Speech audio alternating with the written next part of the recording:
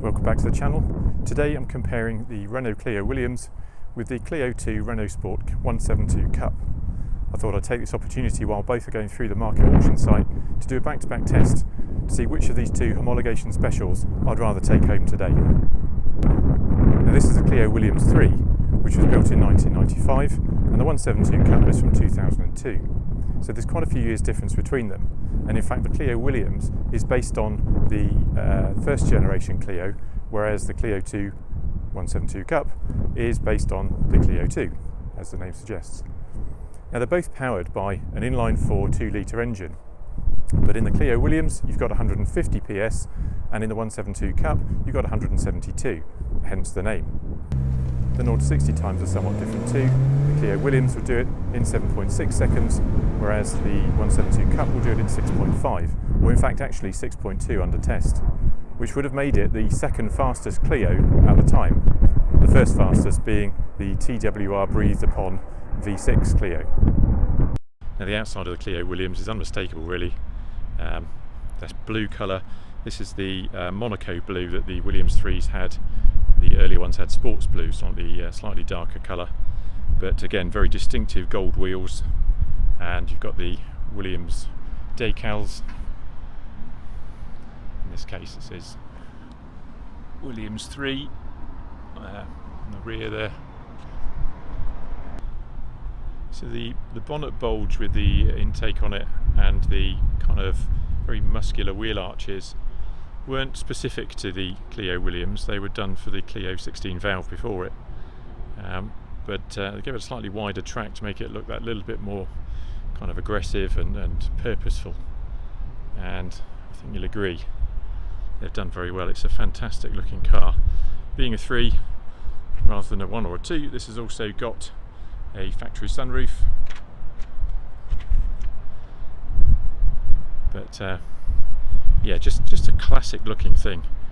I really like the Clio 1 shape, and the fact they've kind of augmented it with these fatter arches and the bulge on the bonnet and the gold wheels just, you know, make it sort of unmistakably a Williams. The outside of the Cup, it's a Mondial blue, so again a blue, and it's a very bright blue, this one, and so to signify that it was a Clio Cup, they gave it these little tiny badges either side, Cup 172. Now it's hard to see, but that kind of rubbing strip down the side is actually a matte finish rather than a glossy finish like the car body. And the wheels, this has got 16-inch wheels on this one, Speedline Turini alloy wheels, painted in silver. So they weren't trying to create another Williams. It's quite good that they didn't give it gold wheels and a slightly darker blue. The front splitter, sort of front end nose, was restyled compared to its predecessors, and also they did a job on the rear of the car, particularly remodelling that rear sort of boot spoiler up there. But it's yeah, so RenaultSport. It's got the RenaultSport badge on the back, but it's just that tiny little badge on the side that tells you it's a 172 Cup. The interior of the Williams got very distinctive cloth seats. They're very comfortable seats too. There's a very distinctive pattern, and there's blue accents everywhere. So you're supposed to have the W monogram on the seat back, and you've got blue piping down the edge of the seats. You've got blue face dials, and you've even got a bit of blue where the gear shift pattern is on top of the gear stick, and also, not forgetting, you've got blue seat belts, and of course blue carpets. So there's a real kind of blue thing going on, as you'd expect. It's a Williams colour, kind of always seems to have been, and very much in keeping. Now the interior of the 172 Cup is a little bit more Spartan. You've got plain, or pretty much plain upholstery. This was sort of a stripped down lighter weight version of the Clio RS's, which had a lot of leather and Alcantara. So they really stripped out the interior and among a bunch of other things as well, and actually managed to save about 89 kilos over the previous car to get this. That's kind of the equivalent of a decent sort of fully grown adult as a passenger. But again, you see the sort of blue accents there. You've got the RenaultSport blue on the steering wheel. You've again got a blue top to the gear stick, and you've got these blue accent strips, or body coloured blue accent strips along the dash. You've not got blue face dials, but you have got blue around them. So again, a lot of blue going on, and you think they could have put blue seat belts in, but these are the sort of standard grey colour. But anyway, that's the inside of the 172 Cup. I've just quickly brought the Clio Williams down to Screwfix and Tops Tiles, but the reason why is because in 1993, when this car was conceived, it was actually the Williams Formula One headquarters. So all these buildings you see here, which are now kind of industrial units, were all part of the Williams F1 factory. Although Williams F1 had nothing to do with the development of the car, they certainly gave their name to it, and it's as good a place as any to bring it, given that it's just down the road from the market auctions.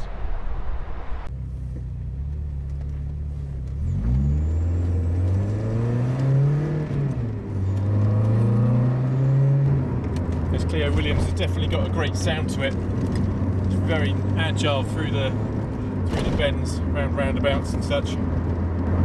Was able to overtake earlier without any problem whatsoever. Just drop it down, get a roar of the engine, and it just takes off.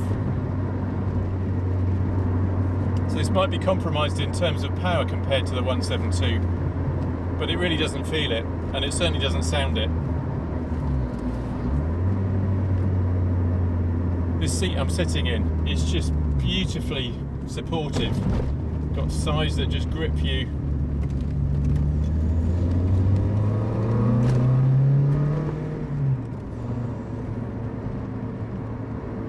And the gearbox is pretty slick. There's not a lot of adjustment. There's no adjustment in the steering wheel. The seat seems to only go back and forth with a bit of sort of tip or rake on the rear. So in that sense, it's not particularly accommodating, particularly for someone like me, who is a bit of an unusual set of dimensions, but I love it. It feels really nice. It feels really snug. Feels really hot, actually. I've got one of the warmest days of the year so far. It's indicated 22 degrees here on the dash, but I don't want to open the window because you probably won't hear what I'm saying over the noise of the engine and the wind. But it's just beautiful. I mean, I love the dials, this sort of blue face dials, and this very flat finish to everything. You can just, even on tick over, on idle, you've got that sort of hum, that booming hum in the background. Now just drop the window just to see if you can pick up that engine noise as I pull away.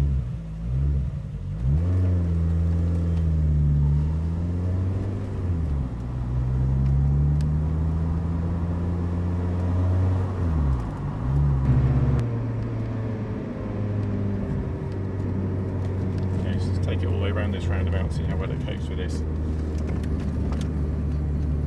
Very direct steering, just feels lovely.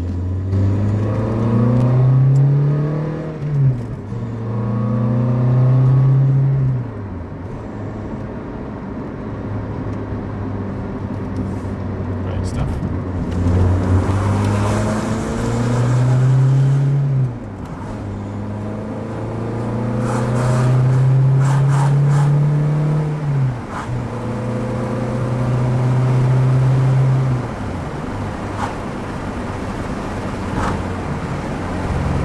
I've never been a big fan of Renault, I've never been a big fan of small cars, and I've never been a big fan of hot hatches. Yet if I was to have a hot hatch, it will probably be something like this. Perhaps because of the Williams connection, albeit rather tenuous. I don't really fit in these cars. There's not a lot of adjustment, as I said. My knees are where the steering wheel is. It's not designed for me, or I'm not designed for it, but it is quite a hoot to drive. And if I had a bit longer with the car, I'd certainly want to take it a little bit further and explore some of the kind of twisty roads around here. Nonetheless, it's been a great drive in this Renault Clio Williams, and I'll take it back to the unit and jump in the 172 Cup to see how that compares. But to be fair, it's got quite a bit to live up to. Now I'm in the Clio 172 Cup, and straight away it feels different. I mean, there's still that kind of acceleration is still there. Still feels pretty lively, but just generally doesn't feel quite so solid, you know. So for example, the clutch pedal just goes in and out really quickly. There's no pressure to it. There's no sort of force needed to press it. You're sitting. I feel like I'm sitting much higher up. It's an unusual kind of position to sit in. There's a little bit of adjustment on the wheel, so you know I kind of like that a bit more.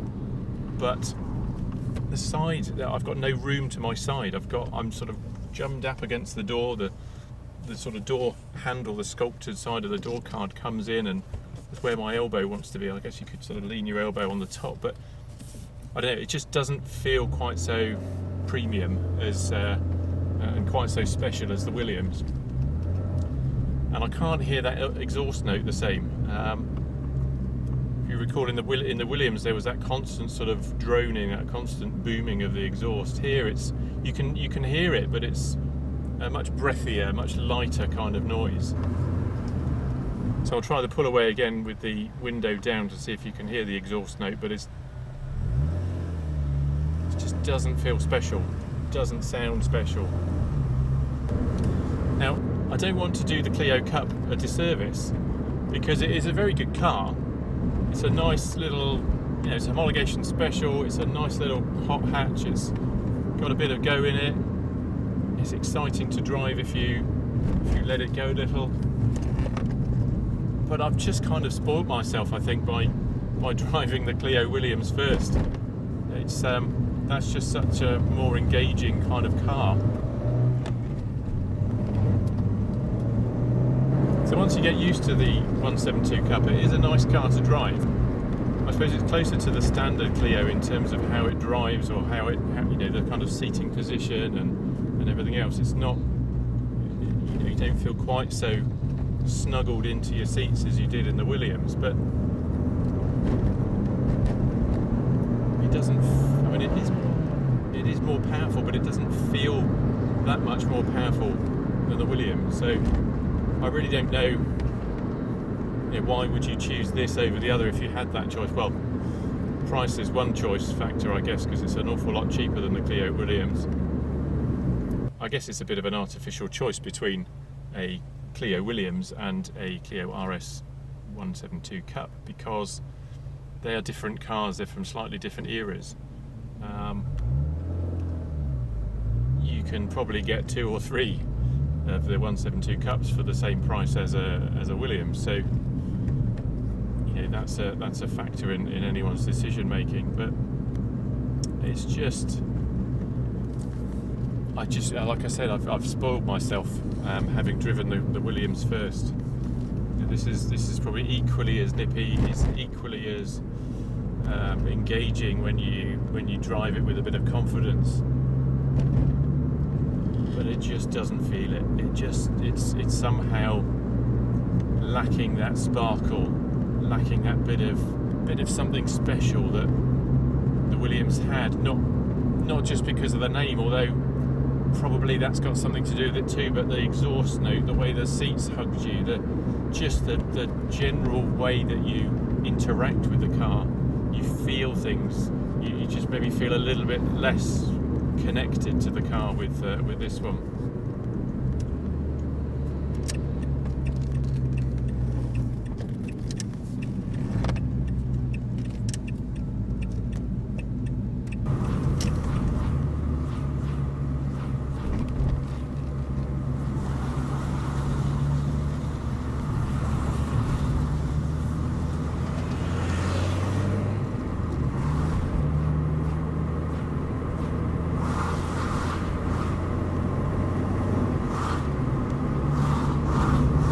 I think you know by now how I feel about this car, and which choice I might make between the Clio Williams and the Clio II RS 172 Cup.